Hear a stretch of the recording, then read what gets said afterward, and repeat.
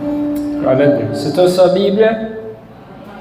Abra aí Neemias, capítulo de número 8. Hoje vamos dar continuidade à série de estudos no livro de Neemias.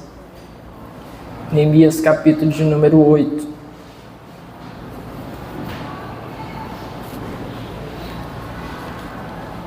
São 18 versículos, vamos estudar hoje todo o capítulo.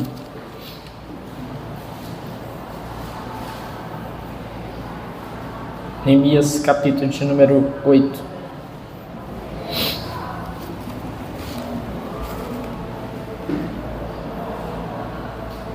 Todos acharam? Vamos ver. O texto diz assim: Quando chegou o 7º mês e os israelitas tinham se instalado em suas cidades, todo o povo juntou-se como se fosse um só homem na praça, em frente da porta das águas. Pediram ao escriba Esdras que trouxesse o livro da lei de Moisés, que o Senhor dera a Israel.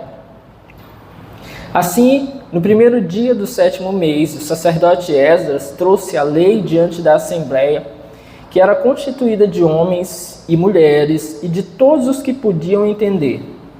Ele a leu em alta voz, desde o raiar da manhã até o meio-dia, de frente para a praça, em frente da porta das águas, na presença dos homens, mulheres e de outros que podiam entender.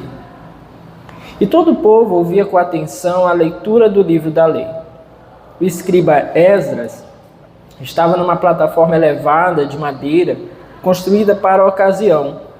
Ao seu lado, à direita, estavam Matitias, Sema, Anaías, Urias, Ilquias e Maazéias. E à esquerda estavam Pedaías, Misael, Malquias, Azum, Asbadana, Zacarias e Mesulão. Esdras abriu o livro diante de todo o povo, e este podia vê-lo, pois ele estava num lugar mais alto. E quando abriu o livro, o povo todo se levantou. Esdras louvou o Senhor, o grande Deus. E todo o povo ergueu as mãos e respondeu: Amém, Amém. Então eles adoraram o Senhor prostrados com o rosto em terra. Os levitas Jesua, Bani, Serebias, Jamim, Acube, Sabetai, Odias, Maazéias, Quelita, Azarias, Josabade, Anã, Pelaías, instruíram o povo na lei, e todos permaneciam ali. Leram o livro da lei de Deus, interpretando e explicando, a fim de que o povo entendesse o que estava sendo lido. Então Neemias, o governador, Esdras, o sacerdote e escriba, e os levitas que estavam instruindo o povo, disseram a todos: Este dia é consagrado ao Senhor, o nosso Deus, nada de tristeza e de choro, pois todo o povo estava chorando enquanto ouvia as palavras da lei. E Neemias acrescentou: Podem sair e comam e bebam do melhor que tiverem, e repartam com os que nada têm preparado. Este dia é consagrado ao nosso Senhor. Não se entristeçam, porque a alegria do Senhor os fortalecerá. Os levitas tranquilizaram todo o povo, dizendo: Acalmem-se, porque este é um dia santo, não fiquem tristes.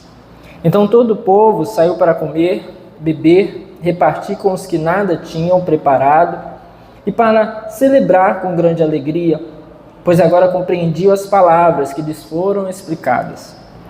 No 2º dia do mês, os chefes de todas as famílias, os sacerdotes e os levitas, reuniram-se com o escriba Esdras para estudarem as palavras da lei.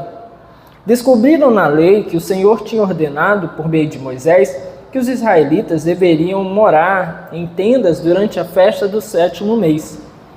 Por isso anunciaram em todas as suas cidades e em Jerusalém: Saiam às montanhas e tragam ramos de oliveiras cultivadas, de oliveiras silvestres, de murtas, de tamareiras e de árvores frondosas, para fazerem tendas conforme está escrito. Então o povo saiu e trouxe os ramos, e eles mesmos construíram tendas nos seus terraços, nos seus pátios, nos pátios do templo de Deus, e na praça junto à porta das águas, e na que fica junto à porta de Efraim. Todos os que tinham voltado do exílio construíram tendas e moraram nelas, desde os dias de Josué, filho de Num, até aquele dia. Os israelitas não tinham celebrado a festa dessa maneira, e grande foi a alegria deles. Dia após dia, desde o primeiro até o último dia da festa, Esdras leu o livro da lei de Deus. Eles celebraram a festa durante 7 dias, e no 8º dia, conforme o ritual, houve uma reunião solene. Vamos orar? Senhor, essa é a tua palavra. Nós nos colocamos aqui em tua presença nessa hora, pedindo ao Senhor mais uma vez a tua graça, direção e favor sobre as nossas vidas, para que em nome de Jesus nós sejamos fortalecidos nessa hora, possamos ser acrescidos da tua doce presença, levados a compreender a tua palavra, a tua santa vontade, por meio do teu doce Espírito Santo. Nós te louvamos, Senhor, e te agradecemos por essa oportunidade que temos de estar aqui nessa noite. Poderíamos estar em outros lugares, mas o Senhor nos concede essa graça, e aqui nós estamos para ouvir a tua palavra, para que o Senhor possa falar aos nossos corações. Por isso, Senhor, fala com cada um de nós essa noite, nos trata individualmente e também nos guia coletivamente como igreja do Senhor. Nós oramos e em nome de Jesus repreendemos tudo que não presta, que não vem do Senhor, todo pensamento ruim, medo, apreensão, ansiedade, dor, toda preocupação com as coisas lá fora. Pai amado, nós oramos e repreendemos esse lugar das nossas vidas e das nossas mentes nessa hora. E pedimos ao Senhor que nessa noite, mais uma vez, apenas a tua palavra e o teu Santo Espírito tenham lugar para agir e reinar no meio de nós. Amém e amém. Bom, meus irmãos, nós chegamos aqui a um terceiro ponto desse livro, ou poderíamos chamar de uma terceira forma de reconstrução de Neemias a Jerusalém. A primeira forma de reconstrução que nós vimos foi a reconstrução física. Neemias conduz a reconstrução dos muros da cidade, a recolocação das portas e, de certa forma, ali favorece também a reconstrução das casas que estavam, nós vimos, especialmente no último capítulo, muitas delas ali ainda em condições inadequadas. O segundo tipo de reconstrução foi a reconstrução social. Neemias conduz ali um transformar da sociedade, fazendo com que o povo pudesse ali corrigir aquilo que estava errado no seu tratar, especialmente aqueles que eram mais ricos, que estavam explorando aqueles que não tinham posses, que não tinham muitas coisas. Em um tempo de dificuldade, eles acabaram explorando essas pessoas que precisaram arrendar as suas terras forçadamente, que precisaram, alguns até colocar os seus filhos à venda como escravos. Tamanha era a situação de dificuldade.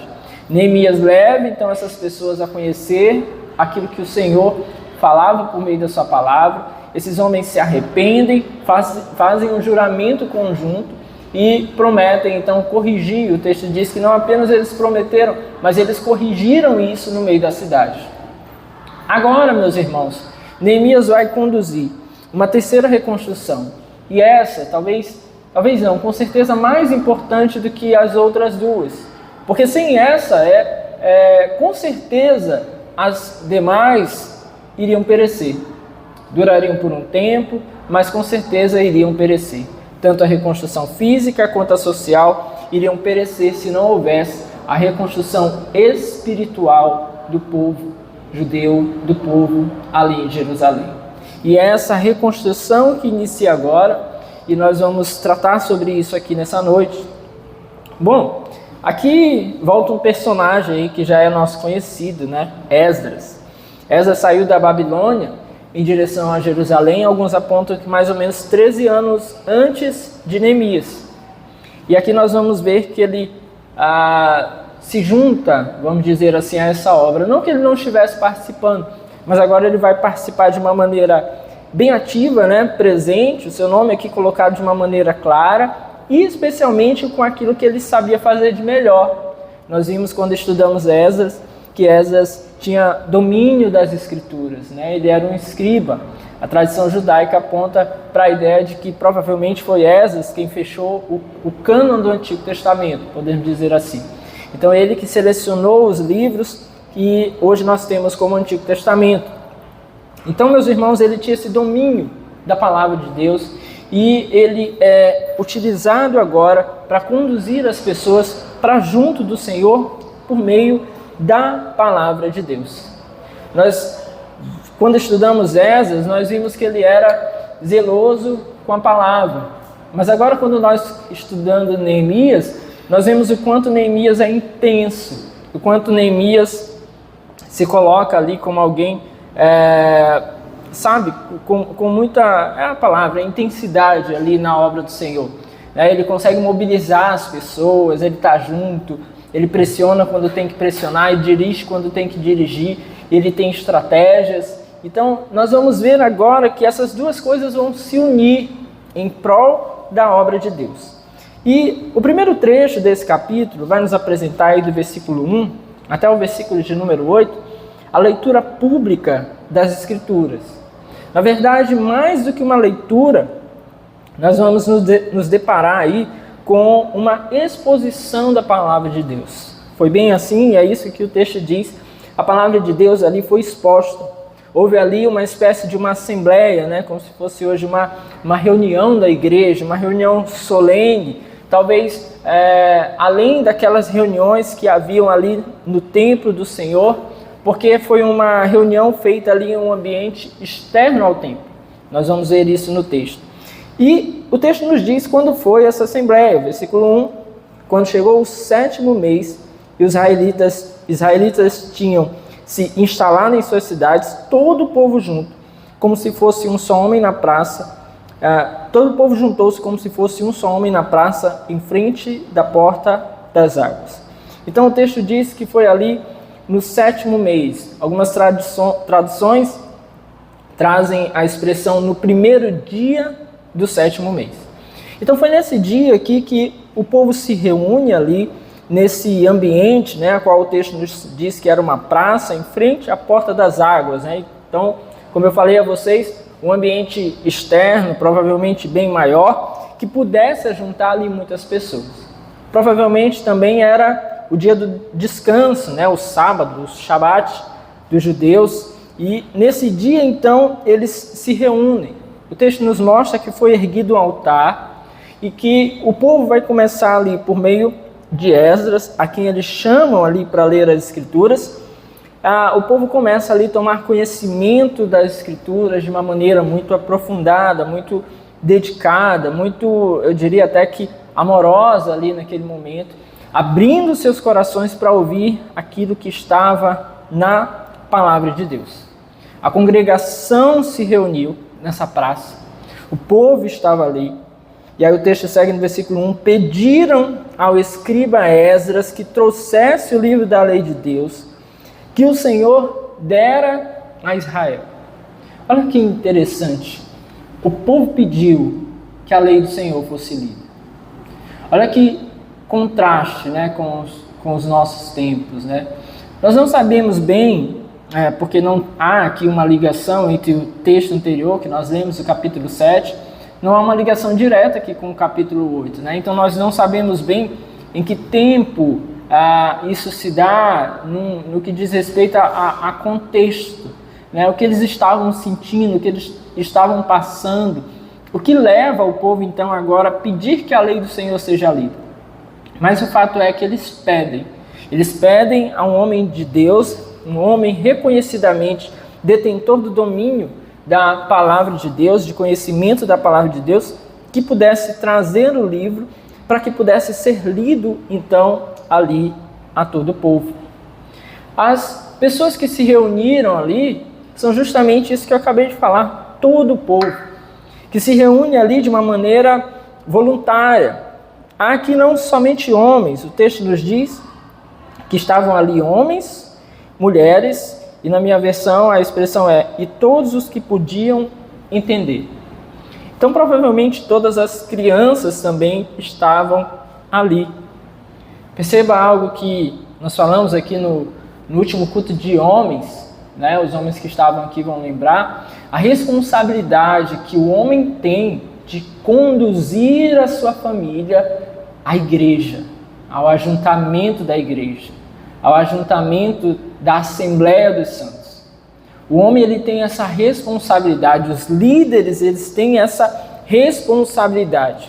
O que nós, infelizmente, muitas vezes temos visto, de uma forma geral, talvez seja um contexto até, pelo menos da nossa igreja brasileira, é que muitas vezes as mulheres estão assumindo esse papel, essa responsabilidade de conduzir a família para junto de Deus. O marido muitas vezes dando trabalho, às vezes sequer é o convertido, e aí a mulher fica na peleja ali, né, de levar os filhos à igreja, de estar com os filhos ali junto do povo de Deus, enquanto pena muitas vezes ali com relação ao marido, que quando vai à igreja muitas vezes é de uma forma esporádica, e às vezes até é membro, mas não é aquela pessoa ali dedicada, ou não demonstra esse empenho, esse amor por estar na casa de Deus, por ouvir a palavra de Deus, o que acaba desaguando dentro de casa, porque os seus filhos e a sua esposa acabam tendo isso como referência.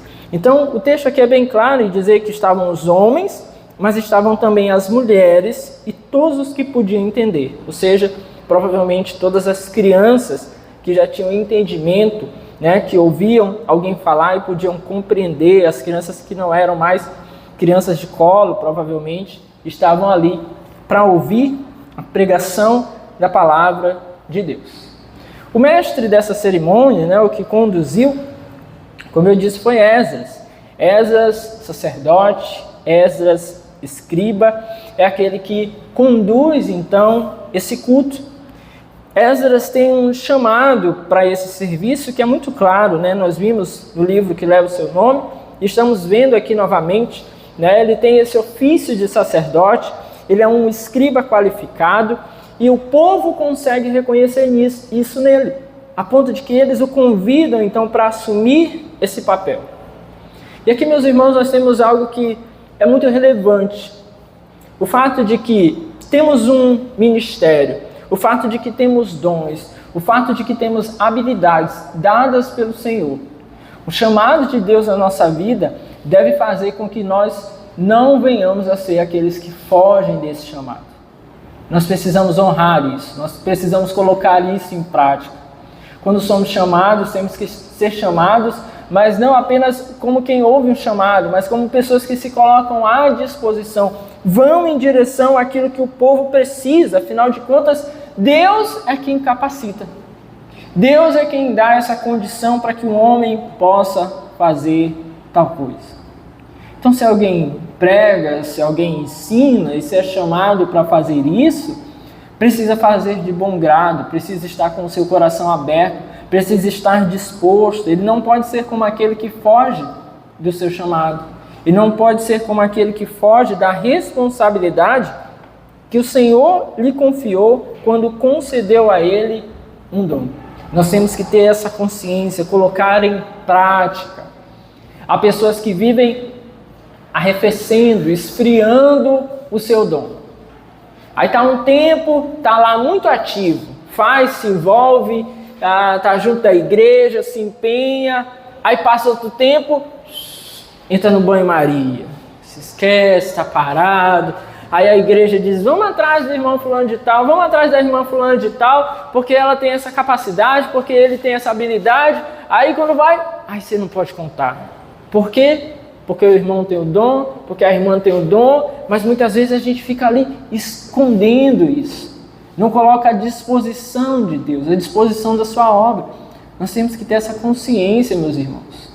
Claro, nós não estamos falando aqui de viver em serviços exaustivos, mas nós estamos aqui esclarecendo que há muitas pessoas que escondem, né, que tiram férias da obra de Deus, né, férias prolongadas da obra de Deus, como quem escondesse ali o dom e a capacidade que o Senhor lhes deu. Esdras colocou isso à disposição, é um tempo muito propício, é uma grande oportunidade, e ele está aqui servindo ao Senhor com esse dom que o Senhor o confiou, deu à sua vida. Bom, o texto também nos diz onde isso se deu. O texto nos coloca aqui a ideia de que havia ali foi montada uma espécie de um púlpito de madeira, né, uma plataforma, ali para que Esdras pudesse se colocar e falar com todo o povo, né, um ajuntamento muito grande de pessoas. Então ele precisava certamente de um lugar mais alto, onde ele pudesse falar com as pessoas, pudesse ali pregar a palavra de Deus, ensinar as pessoas, de tal forma que elas ouvissem, de tal forma que elas ficassem ali atentas. E diz o texto também que ele tinha ali alguns auxiliares. Veja o versículo 4, o escriba Esdras estava numa plataforma elevada de madeira, construída para a ocasião, e ao seu lado à direita estavam aí o nome aí dos seus auxiliares, homens aí que foram chamados para o auxiliar. Esses homens foram chamados para auxiliar Esdras, e meus irmãos, certamente uma grande honra poder estar ali, poder ser usado para que a obra de Deus possa ser completa na vida de todo o povo. Porque certamente, por ser um ajuntamento muito grande, embora o texto não nos diga quantas pessoas estavam ali, certamente a voz de Esdras não conseguiria chegar a todas as pessoas. Então esses homens aqui que estão se colocando à disposição, ou que foram chamados para fazer isso, são eles que vão ter a responsabilidade de levar essa mensagem às outras pessoas. Eles começam então a compartilhar essa mensagem ali para aqueles que estavam mais distantes. Veja o trabalho, né, interessante. Eles não tinham microfone, eles não tinham uma estrutura de som como nós temos hoje a alegria de ter. Então o que Esdras fazia? Ele falava, ensinava as pessoas, e aqueles homens ali tinham a responsabilidade de ouvir, guardar aquilo com muita integridade, porque não poderia ser um telefone sem fio, e levar isso às outras pessoas, para que todo o povo pudesse ser edificado. Perceba que o texto não nos dá aqui nenhuma dimensão acerca de que esses homens estivessem se sentindo inferiores, que esses homens estivessem se sentindo ali como pouco úteis, que esses homens estivessem ali considerando que Esdras era mais importante do que eles. Não, eles estão a serviço da obra de Deus. Veja como a obra de Deus precisa de pessoas nas mais diversas posições para chegar no lugar aonde outros não vão chegar.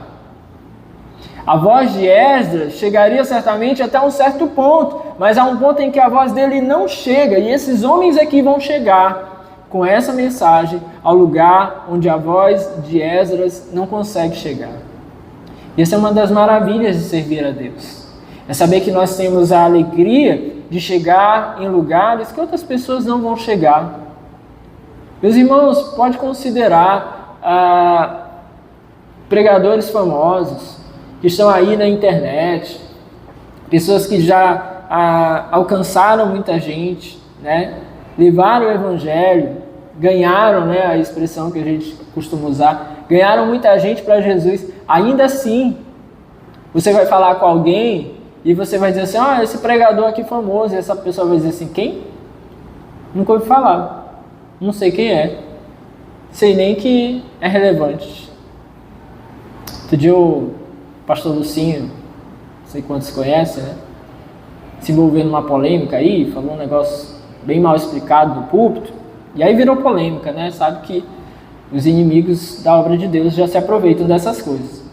E aí lá na Copa, lá no serviço, uma colega de trabalho fala, aquele pastor, né, sem nem citar o nome dele, sem saber o nome dele, que falou assim, assim. Eu falei, olha, bem complicado assim que ele falou, é bem difícil mesmo de explicar isso, né? Mas assim, o que eu sei é que é um cara de Deus, assim, já me abençoou muito. Né? Muitos anos acompanho o ministério dele, já me abençoou demais. Ela fala assim, nunca ouvi falar desse cara. Você vê assim, um cara ultra conhecido no país, e alguém dizendo assim, eu nunca ouvi falar. E é uma pessoa que, por exemplo, vive na internet, essa colega minha. E ele é um cara que vive na internet. Então, para você ter ideia, meus irmãos, há muito campo. Há muito campo, há muito espaço, há muitos lugares. Você acha aqui uma informaçãozinha que eu peguei hoje, no perfil daquela missionária Ariadna Oliveira, ela fez um post assim, dizendo, atualmente somos um pouco mais de 8 bilhões de pessoas em toda a Terra. 8 bilhões de pessoas. Divididos em 17.313 grupos. Desses, 7.278 grupos são considerados não alcançados, ou seja, 42,4%. Mais de 3 bilhões de pessoas aguardam para ouvir sobre Cristo. E quem vai levar a mensagem até essas pessoas? Somos nós.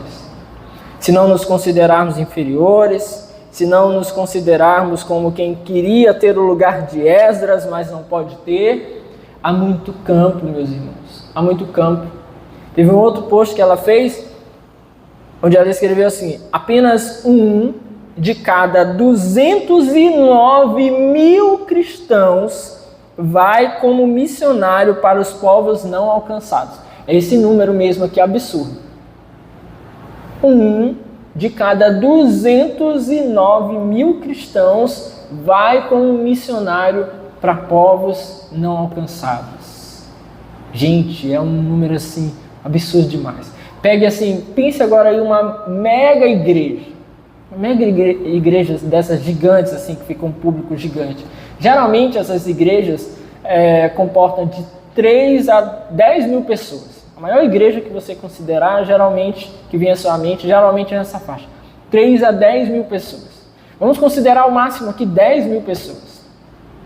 Ela está dizendo aqui que 200 mil, de cada 200 mil cristãos, um vai para povos não alcançados como missionário. Gente, é você pegar assim uma infinidade de igrejas e você conseguir tirar um crente só, capaz de servir ao Senhor em lugares de pessoas que não ouviram ainda falar de Jesus. Não é que não querem, não é que não acreditam ainda, é que sequer ouviram. E a mensagem tem que chegar lá. E se nós entendermos isso aqui que o texto bíblico nos aponta, meus irmãos, nós vamos começar de fato a compreender que somos úteis na obra de Deus, amém? Somos úteis, o Senhor conta conosco, nos usa, segundo capacidades e dons que Ele nos dá, e quer que a palavra chegue ao coração das pessoas. Ali, então, o texto estava sendo apresentado. Esses homens estavam como que sendo pregadores ali, paralelamente a Esdras, se aproximavam de Esdras, ouviam a mensagem e o levar, então, até as outras pessoas. Perceba que esse encontro aqui religioso, ele não trata de atos cerimoniais. Nós não estamos vendo aqui um encontro para simplesmente oferecer sacrifícios, enfim. É um encontro de edificação. As questões morais, a oração e a pregação é o que vão tomar conta aqui desse ambiente, é o que tomam conta desse momento. E Esdras, então, vai se permitir utilizar por Deus. De dois aspectos, de duas formas, basicamente. A primeira, Esdras vai servir como boca do povo a Deus. Ele vai levar a Deus a adoração que o povo está conferindo ao Senhor. Veja o versículo 6. Esdras louvou o Senhor, o grande Deus, e todo o povo ergueu as mãos e respondeu, amém, amém. Então eles adoraram o Senhor prostrados com o rosto em terra. Aqui parece muito, né? Embora não haja aqui, pelo menos o texto não expresse música, né? Mas parece muito assim, um ministro de louvor, como se ele agisse assim dessa maneira, sabe? Conduzindo pessoas a adorar o Senhor, fazendo com que pessoas abram a sua boca para adorar a Deus, para glorificar o nome do Senhor. Então esse ambiente de culto aqui que está sendo expresso. Esdras faz isso, ele faz com que o povo fale até Deus. Então ele serve de boca do povo a Deus. Não que somente ele fale, ou que Deus apenas o escute, mas ele consegue conduzir as pessoas para adorar a Deus. É uma responsabilidade que nós temos, meus irmãos, conseguir fazer com que as pessoas adorem a Deus. Há muitas formas de fazer isso, né? No culto em especial, geralmente vai ser com aquilo que nós falamos, com a instrução que nós damos à igreja, com palavras de adoração que nós falamos ao Senhor, que fazem com que a igreja possa despertar sobre isso.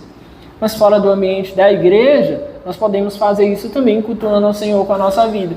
E fazendo com que pessoas consigam reconhecer a preciosidade, a grandiosidade do nosso Deus. Então Esdras leva ali esse povo à adoração. Leva esse povo enquanto estava ouvindo a palavra de Deus, lendo a palavra de Deus, faz com que eles adorem ao Senhor e possam ali ver o Senhor na sua palavra. Isso é interessante. Quando nós ouvimos a palavra de Deus, meus irmãos, nós não podemos ficar inertes. Nós não podemos ficar parados. Nós não podemos ficar paralisados. Qual foi a última vez que você se deu com a palavra do Senhor, sabe, contemplando de uma maneira assim amorosa? Que isso pegou e encheu seu coração assim de alegria, de regozijo? Qual foi a última vez que você se pegou chorando diante da palavra de Deus, emocionado, né? E cabe sim aqui alguma espécie de emoção. Ou foi a última vez que isso nos aconteceu? Nós precisamos pensar sobre isso. A leitura da palavra de Deus, ela é importante, ela é fundamental, mas ela precisa ter vida. Ela não pode ser estática, ela não pode ser algo que não tenha força, que não tenha vigor. Não é como ler uma notícia qualquer, não é como ler várias informações ali na internet, uma notícia de jornal. Não é assim. A palavra de Deus, viva, poderosa, eficaz, cortante ela é. Então ela precisa mover o nosso coração. Esse povo está adorando, né? Como eu falei para vocês, aqui não nos parece ser um ambiente de canções, mas o povo está sendo levado à adoração. E o que está fazendo com que eles adorem é a palavra de Deus. Estão se pegando aqui, tomados, emocionados, né? Cheios de alegria, por conta da palavra de Deus.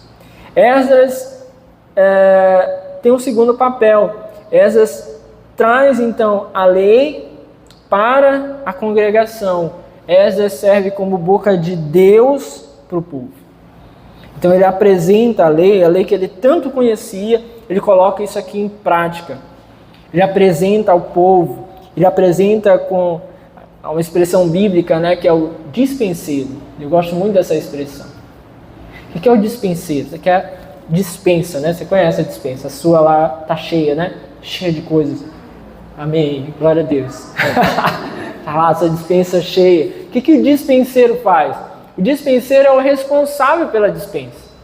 O dispenseiro é aquele que vai até a dispensa e ele pega na medida certa o alimento mais adequado, necessário para aqueles que estão vindo em busca do que está na dispensa. Então ele tem essa responsabilidade. Era o que Esdras estava fazendo, sabe? Vindo aqui, coletando na palavra de Deus e entregando aquelas pessoas que tanto necessitavam. É uma responsabilidade grande. É uma responsabilidade de quem precisa fazer as coisas de uma maneira muito adequada, que precisa entregar o melhor. E era o que Esdras estava fazendo ali, tomando o livro da lei e entregando às pessoas a partir do estudo, do conhecimento que ele tinha enquanto escriba, como conhecedor da palavra de Deus. Isso é maravilhoso, meus irmãos, quando a gente tem essa oportunidade.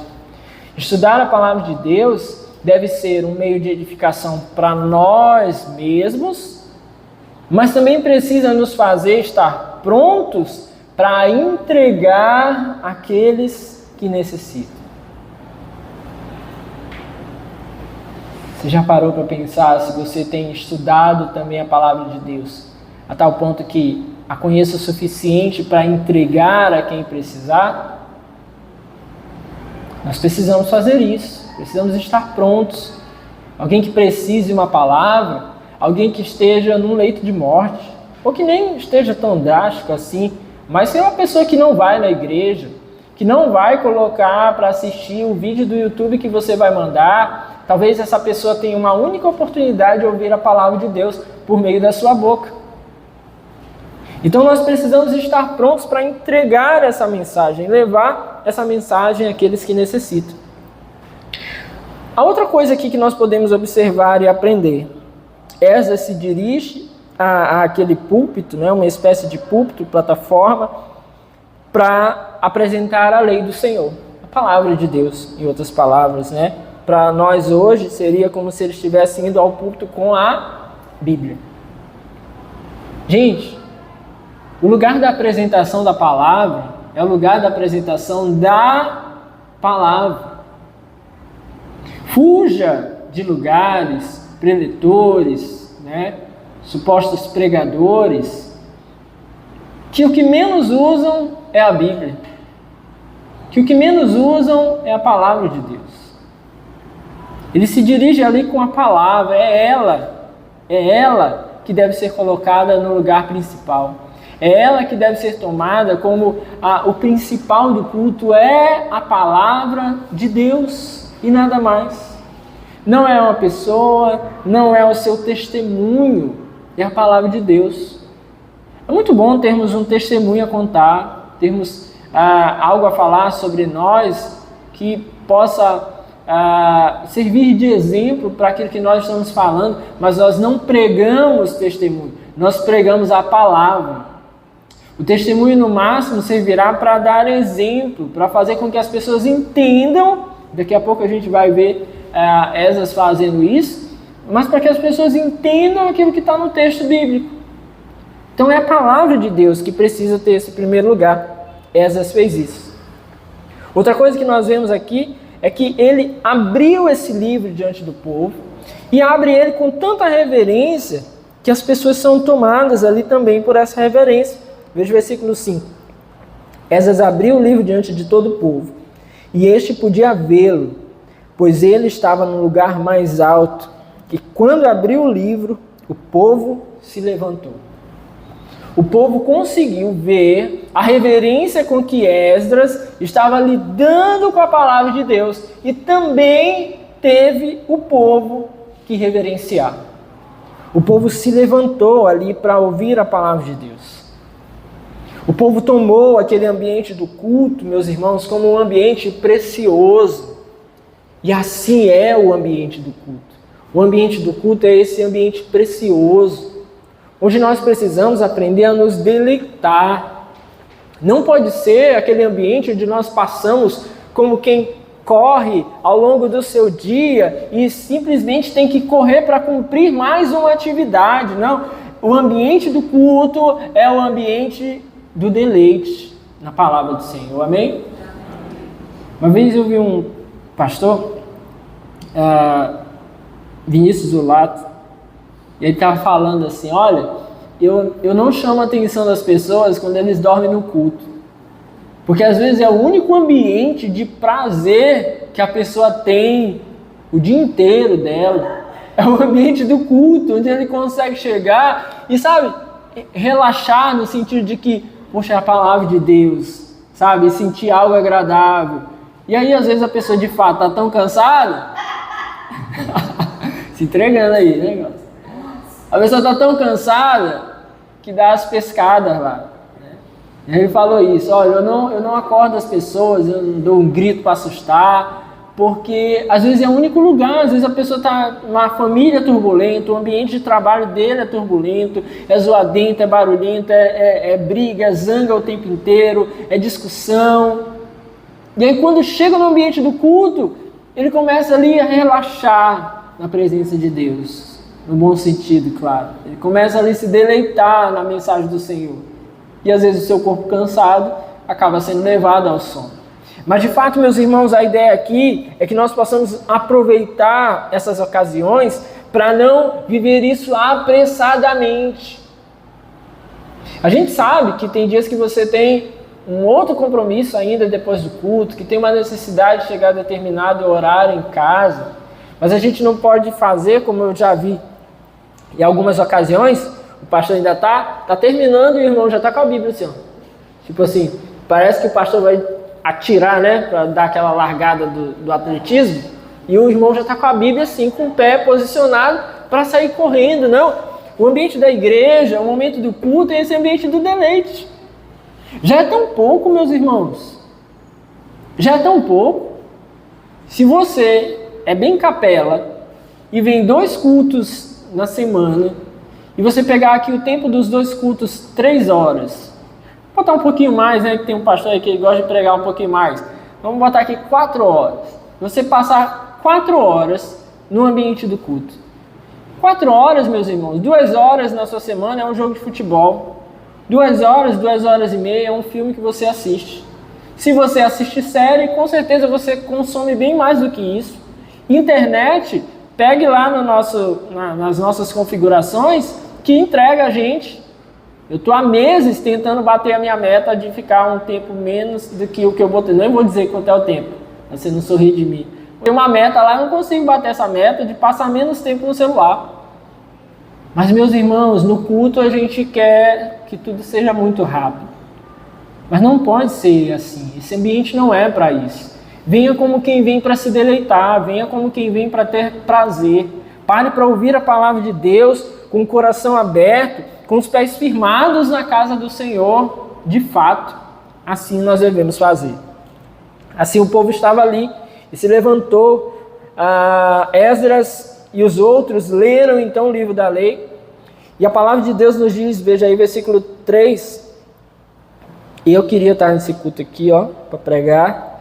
Ele a leu em alta voz, desde o raiar da manhã até o meio-dia. 6 horas de pregação. Olha que maravilha. Vocês queriam estar lá? 6 horas de pregação. Do raiar da manhã até o meio-dia, o texto estava sendo pregado ali na frente da praça. E o povo está escutando. E não apenas está sendo falado, não são palavras jogadas ao vento. A palavra está sendo declarada, a palavra está sendo ensinada àquelas pessoas. A palavra está sendo colocada claramente. Versículo 8. Leram o livro da lei de Deus, interpretando e explicando, a fim de que o povo entendesse o que estava sendo lido. Então, é uma ocasião especial e o povo está ouvindo a palavra de Deus está sendo explicada, a palavra de Deus está sendo ensinada, está sendo exposta às pessoas. Não apenas está sendo falada, meus irmãos, é fundamental que a palavra de Deus possa ser compreendida. Você chegar a um culto e sair com a impressão de que, olha, não aprendi nada, não entendi nada, não sei o que o pastor falou, não é bom. Então aquele que prega, aquele que ensina, aquele que dirige a palavra de Deus às pessoas, tem a responsabilidade de fazer com que elas entendam o que está sendo escrito, o que está escrito, o que está sendo falado. O que eles leram ali então, o que eles estavam expondo, apresentaram ali com significado, fazer com que aquelas pessoas pudessem compreender. No finalzinho do versículo 7 diz: os levitas, instruíram o povo na lei e todos permaneciam ali. Olha, isso é uma das marcas de que as pessoas estão sendo tomadas por um bom ensino. Elas vão ficando, elas vão permanecendo. Uma vez uma pessoa que nos visitou, e não é acostumada com aqui, né? A gente tem a pregação de 1h10, tá? Vamos botar assim, né? Tá bom, 1h15. Aí a pessoa não é acostumada, né? Aí só que depois ela fala assim: pastor, eu fiquei impressionado, porque o povo fica todo sentado. O povo fica todo sentadinho, não é cola, né? Que a gente passa na cadeira, você não pode levantar. Não, você foi se acostumando a estar na casa de Deus, ouvir a palavra e sendo tomado pelo conhecimento, aprendendo, a gente vai aprendendo a se deleitar na palavra de Deus. Isso a gente aprende. Se a gente é ensinado que culto é só 30 minutos, 40 minutos de palavra e depois eu tenho que sair correndo para casa, ou que o mais importante é eu me encontrar com os meus amigos depois para ir lanchar, a gente realmente vai ficar inquieto no culto. Eu particularmente acho que 30 minutos não dá nem para a gente começar a engrenar, né? Não sei se é porque eu tenho dificuldade mesmo do começo do negócio, mas 30 minutos, às vezes ainda nem engrenei. Então a palavra de Deus, a gente precisa dessa compreensão. E a gente precisa se permitir compreender. Então tem o papel de quem ensina, de quem instrui, de quem expõe a palavra, e tem o papel daqueles que estão atentos ali para ouvir a palavra de Deus, estão ali dispostos a receber aquilo que o Senhor diz. Bom, por fim, meus irmãos, para a gente fechar essa ideia, os mestres, os pastores, aqueles que conduzem a igreja, eles têm essa responsabilidade de pegar a palavra de Deus e dar significado às pessoas, fazer com que as pessoas compreendam.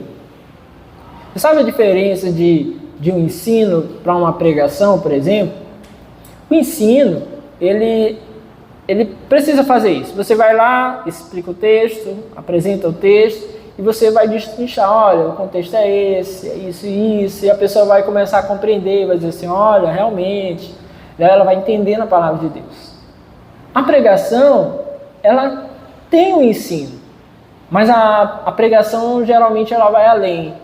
Ela explode o nosso coração em amor, em temor a Deus. Ela deixa a gente mais reverente. Ela precisa fazer, né, entenda bem a palavra aqui, ela precisa fazer com que a gente tenha uma certa emoção. Essa é a diferença de uma pregação para um ensino. Mas ambos, ou aqueles que fazem qualquer uma dessas duas coisas, têm essa responsabilidade de trazer clareza. Eu não estou falando sobre inventar uma coisa que não está na Bíblia, não. É esclarecer. É fazer com que as pessoas olhem para o texto e digam assim, nossa, é isso mesmo. O texto fala realmente sobre isso. Quantas oportunidades, meus irmãos, nós temos tido aqui na nossa igreja de fazer isso, sabe? De olhar e dizer, nossa, é isso mesmo. O texto fala sobre isso. Domingo mesmo, né? Na mensagem de domingo, teve uma hora que eu falei assim, olha, quantas vezes a gente já não leu esse texto aqui separado e a gente não entendeu ele dentro desse contexto. Mas agora a gente está entendendo ele dentro do contexto e isso nos traz uma clareza. Então aqueles que levam a palavra de Deus têm essa responsabilidade. Você precisa saber disso. Porque agora parece que o caldo engrossa um pouco, né? Porque ainda agora a gente está falando, não, tem que ir, tem que pregar, tem gente que precisa conhecer a palavra de Deus, e aí talvez você disse assim, é maravilhoso. Só que agora eu disse assim para você, olha, mas a gente também precisa aprender, porque a gente precisa saber explicar, a gente precisa trazer clareza para essas pessoas aquilo que é o Evangelho. Aí talvez você pensou assim, mas aí tem que estudar, eu tenho que compreender. Não apenas tem que compreender, eu tenho que conseguir fazer a pessoa entender. Meus irmãos, é exatamente isso. Que deixemos a preguiça de lado. A gente precisa se dedicar que as pessoas conheçam o Evangelho, tenham noção daquilo que a palavra de Deus expressa. Ora, a forma como isso foi feito foi, primeiro, com grande reverência, nós vimos agora há pouco, né? O povo se colocou de pé, e também foi feito ali com muita firmeza. Veja o versículo 7, mais uma vez. Instruíram o povo na lei e todos permaneciam ali. Parece de fato que eram palavras não com dureza, mas que faziam com que as pessoas ficassem ali tomadas por essas palavras. Isso é maravilhoso quando o Evangelho é pregado assim, de tal forma que as pessoas ali possam se sentir amarradas, no bom sentido, né, presas ao Evangelho, possam ficar firmes ali naquela instrução, possam querer mais. É o que nós vamos ver já já. O povo acabou querendo mais. Por quê? Porque o povo se pegou ali com grande atenção, seus ouvidos estavam atentos.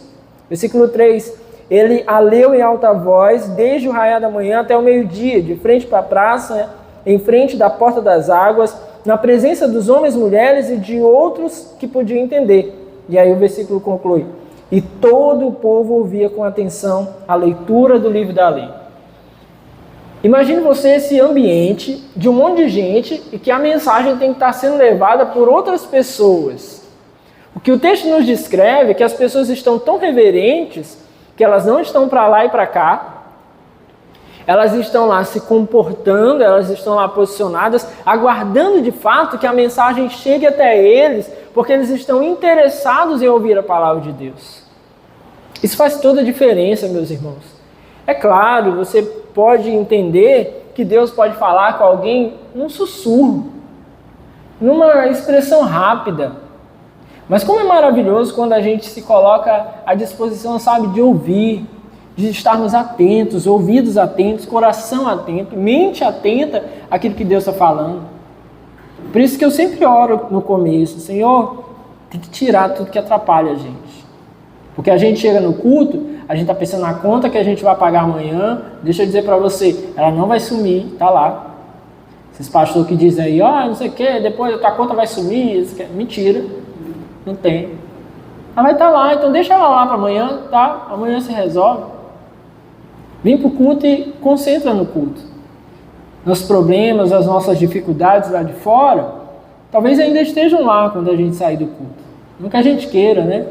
Mas às vezes elas ainda estarão lá. Mas aqui, meus irmãos, esse momento, é esse ambiente onde a gente tem a possibilidade, sabe, de tirar proveito, de sair daqui edificado, fortalecido, pronto, talvez até com aquela instrução para lidar com aquele problema, talvez até com aquela instrução para a gente continuar vivo, firme no Senhor.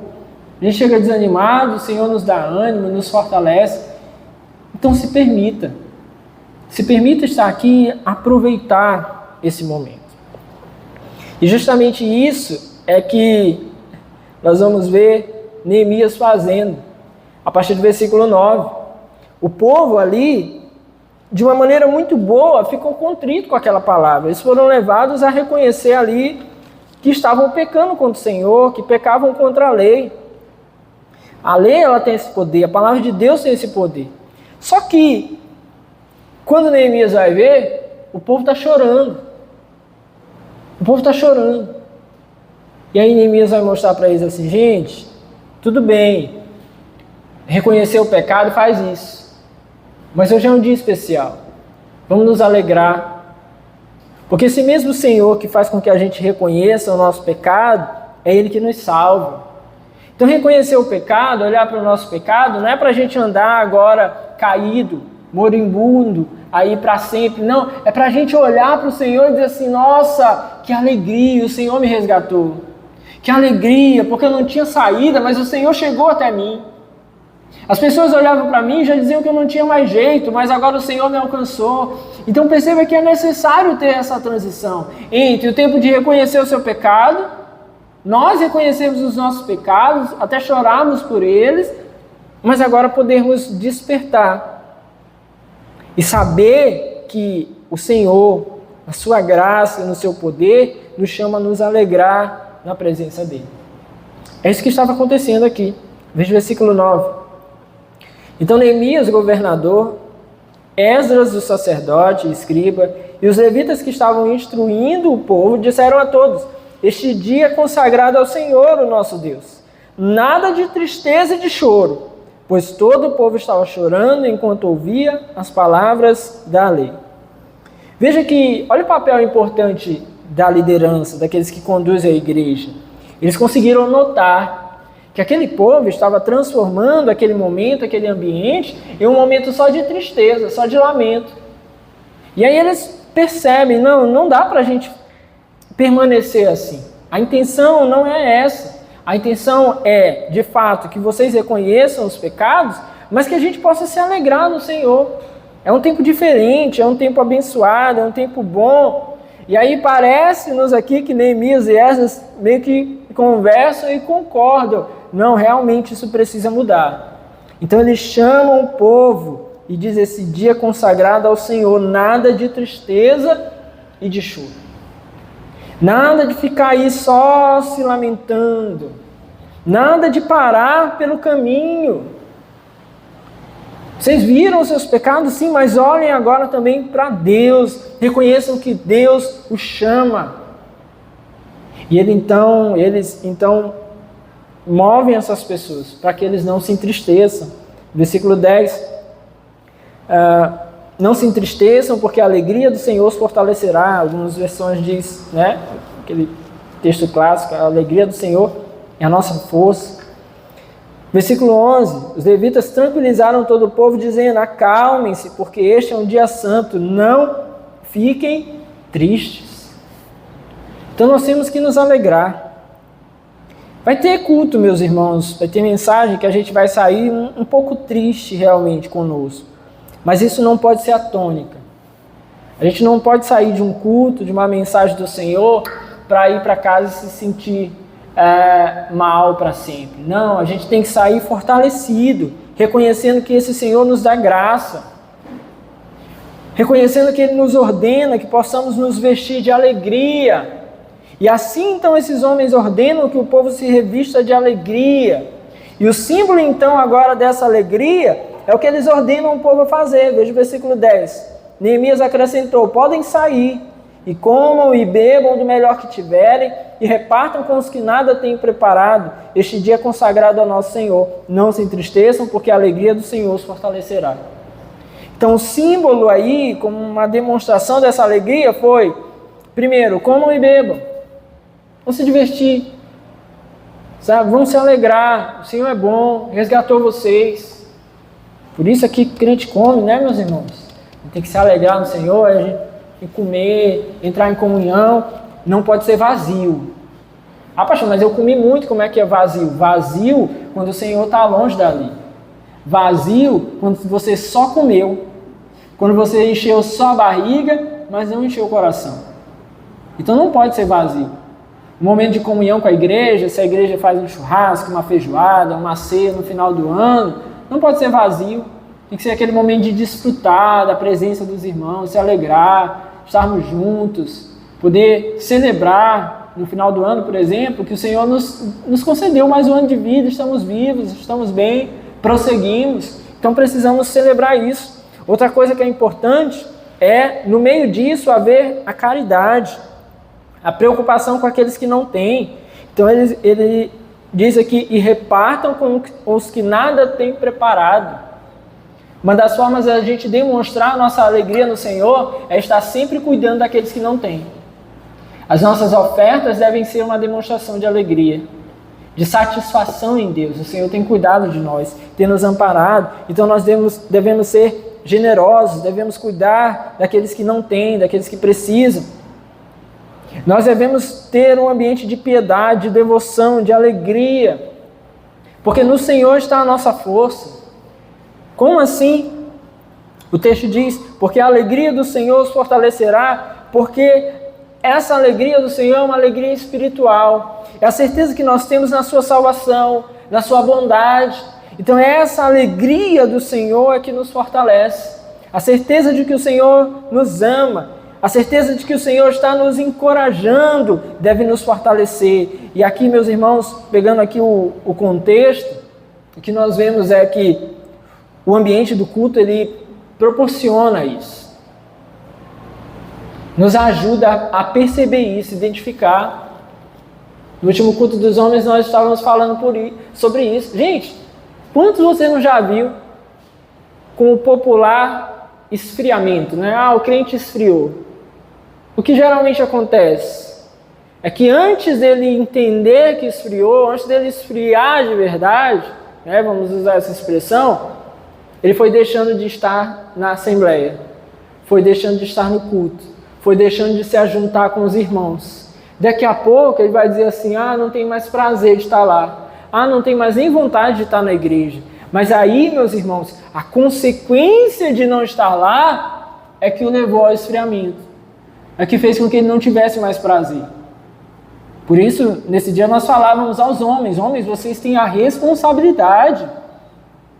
Assim como você chamaria sua esposa para ir trabalhar de manhã, para ela não perder o trabalho, você precisa conduzir ela para a igreja. Assim como você chamaria os seus filhos para ir para a escola, você precisa colocá-los para ir para a casa de Deus. Coloque debaixo do braço, mas não deixe em casa. Não deixe. Porque talvez, meus irmãos, vai ser esse ambiente que vai restaurar a alegria, porque aqui está, na pregação do Evangelho, a alegria do Senhor. E é essa que nos fortalece, amém? Às vezes a gente fica tentando fortalecer as pessoas na força das nossas palavras. Isso não é o suficiente. Às vezes a gente fica tentando fortalecer as pessoas quando já está, né, o popular leite derramado. Aí a gente vai tentar correr atrás. O nosso trabalho precisa ser proativo. Proativo. É não deixar esfriar. É não deixar a peteca cair. Quem gosta aqui de futebol, no jogo de futebol, muitas vezes o que acontece? O time está lá, está bem. Aí daqui a pouco, o time deixa de estar em cima, porque o jogo está muito controlado, aí ele começa a dar uma recuada. Quando ele pensa que não, o outro time está em cima e parece que eles dominam tudo e dominaram o jogo inteiro. E por que isso aconteceu? Porque aquele time que achou que as coisas estavam bem dominadas começou ali a fraquejar. Daqui a pouco o outro vem dominando você. Assim acontece muitas vezes na nossa vida espiritual. Eu posso não ir para a igreja hoje, tá tudo bem. Eu posso não ir amanhã. Daqui a pouco eu me resolvo aí. Não estou muito frequentando isso, mas aí a gente vai achando que está tudo bem. Daqui a pouco aquilo nos toma de tal forma que a gente não consegue mais. É uma luta muitas vezes para voltar. Quem já passou por isso sabe o quanto é difícil muitas vezes você voltar a ter aquele desejo de estar na casa de Deus. Mas porque a gente deu espaço para isso. Mas a alegria do Senhor é que nos fortalece. Amém, meus irmãos? Então, estarmos juntos do Senhor, ouvir a palavra, estarmos juntos com os irmãos é fundamental. A assembleia, ali o povo escutou, ouviu, foi fortalecido. Depois de terem chorado, agora eles se alegram. E o motivo da alegria deles não é meramente esses alimentos, como eu disse. É porque eles conseguem ali perceber a presença de Deus. É porque eles entenderam a palavra de Deus. Veja aí o texto, versículo 12. Então todo o povo saiu para comer, beber, repartir com os que nada tinham, preparado, e para celebrar com grande alegria, pois agora compreendiam as palavras que lhes foram explicadas. Olha que maravilha. É o cara terminar o culto e dizer assim: vamos ali no seu David lanchar? Bora, por quê? Porque hoje eu entendi a palavra de Deus. Que maravilha, vamos ali sentar junto para a gente lanchar. Não, gente, olha como é diferente. A gente sair do culto com a certeza de que, poxa, hoje eu compreendi a palavra de Deus, que maravilha. Vou ali sentar com meus irmãos e, vamos viver como se não houvesse amanhã, passar o cartão de crédito. Tô brincando. Mas foi isso que aconteceu aqui.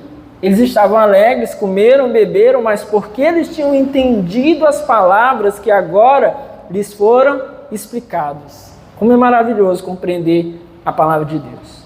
Os últimos versículos aí, a partir do versículo de número 13, vai nos dar um exemplo disso, dessa compreensão que eles tiveram. Basicamente o que nós vamos ver aqui, a partir do versículo 13, é que o povo não se cansou. Veja o versículo 13. No segundo dia do mês, o chefe de todas as famílias, os sacerdotes e os levitas reuniram-se com o escriba Esdras para estudarem as palavras da lei. Gente, eles vieram de um culto no outro dia de 6 horas. No outro dia eles estão tão apaixonados pelo Senhor que eles já vão procurar: Esdras, vem cá, vem ensinar para a gente de novo, que a gente gostou muito. A gente está muito feliz. É isso que a palavra de Deus faz. Quando a gente vai se deleitando nela, a gente vai tendo essa alegria. Alegria de estar na casa do Senhor, alegria de ouvir a palavra. Quando a gente vai deixando, a gente vai perder mesmo. Mas quando a gente está ali envolvido, escuta, a gente quer escutar mais. Foi isso que esses homens fizeram. Se reuniram ali, logo no dia seguinte, porque ouviram muito, porque amaram estudar a palavra de Deus, amaram compreender, e agora eles vão se reunir para estudar mais. E agora diz o versículo 14. Descobriram na lei que o Senhor tinha ordenado por meio de Moisés que os israelitas deveriam morar em tendas durante a festa do 7º mês. Por isso anunciaram em todas as suas cidades e em Jerusalém: saiam às montanhas, tragam ramos de oliveiras cultivadas, de oliveiras silvestres, de murtas, de tamareiras e de árvores frondosas para fazerem tendas conforme está escrito. Olha que maravilha. O texto mais à frente vai nos dizer que eles não comemoravam desde os dias de Josué aquilo que é conhecido como a festa dos tabernáculos. Há muito tempo eles não comemoravam, na verdade, não é que eles não comemoravam da maneira que o Senhor havia ordenado. É o que muitas vezes acontece. A gente vai vivendo uma vida que a gente acostumou a fazer assim, e a gente achou que era normal, mas a gente não foi consultar a palavra de Deus. Só que agora, como eles amam a palavra de Deus, como eles estão gostando de aprender, eles foram lá e descobriram que não era bem assim que fazia, que na festa dos tabernáculos, o sentido dessa festa fazia com que eles precisassem ir lá e pegar folhas, pegar galhos e montar realmente cabanas, tendas, para que eles pudessem sair de casa para passar aqueles dias ali naquelas tendas, ouvindo a palavra de Deus, conhecendo o Senhor, se deleitando ali na presença dos irmãos com Deus.